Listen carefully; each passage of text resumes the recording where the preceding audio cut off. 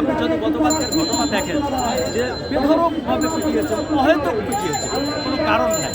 একটা সাংবাদিক হেঁটে যাচ্ছে বা দৌড়ে যাচ্ছে, তাকে ল্যান্ড মেরে ফেলে দেওয়া হয়েছে, অহেতুক মাথার উপর বাড়ি দেওয়া হয়েছে, অহেতুক ক্যামেরা ভেঙে ফেলা হয়েছে। আমার মনে হচ্ছে কি জানেন, যে এরা কিছু একটা লুকাতে চায় বলেই সাংবাদিকদের উপর, কারণ সাংবাদিকরা তো প্রতিপক্ষ না। আমরা সারা জীবন শুনে আসছি কি পুলিশ সাংবাদিক ভাই তারা একসাথে কাজ করে। আচ্ছা, যদি ভাই হয় তাহলে কেন পুলিশ সাংবাদিকদের উপর হামলা করলো? জুনিয়র কিছু ছেলে কিছু পুলিশ হামলা করেছে। আপনি যদি এদের আচরণ দেখেন, আমার অবাক লাগে। একটা সুশৃঙ্খল বাহিনী, পুলিশকে বলা হয় ডিসিপ্লিন বাহিনী, তাদের ট্রেনিং করানো হয়। তারা ট্রেনিংয়ে কী শিখেছে?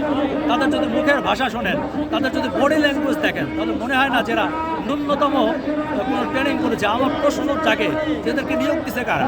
এরা পুলিশ হয় কীভাবে? পুলিশের ন্যূনতম আদর্শ তো এদের মধ্যে নাই, পুলিশ হয় কীভাবে?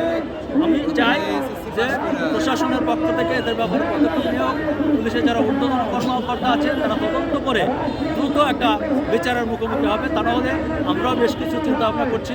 আমরা হয়তো খুব শীঘ্রই মহামান্য হাইকোর্টে একটি রিট করবো, যাতে কোনোদিন কোনো পুলিশ এভাবে সাংবাদিককে সরাসরি আঘাত করতে না পারে।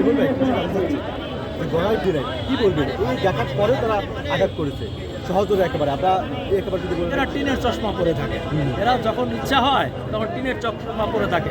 আর সাংবাদিকরা হয়েছে গরিবের ওই ভাবি আছে না, একটা গরিবের ভাবি, যখন প্রয়োজন হয় এদেরকে সবাই ডাকে, আর যখন এদের প্রয়োজন হয় পিটানোর, কাউকে পিটাইতে হবে তখন ইচ্ছা মতো পিটায়। কালকের পিটানোর কারণই আমি খুঁজে পাই না, যে সাংবাদিকদেরকে মারলো কোনো কারণ নাই, অহেতুক।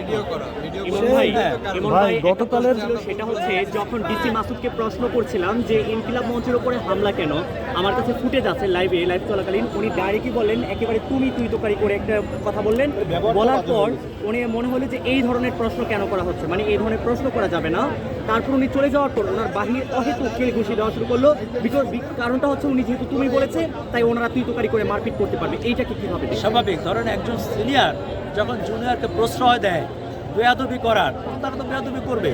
পুলিশদেরকে আমরা সবসময় দেখি কি, যে ধরুন পুলিশের জুনিয়র কেউ যদি অপরাধ করেও থাকে, অন্যায় করেও থাকে, তবে সিনিয়ররা সেটাকে প্রোটেক্ট করে, যে এটা কেন করেছ, একটা শাস্তি দেয় এবং অন্যদেরকে সরি বলে।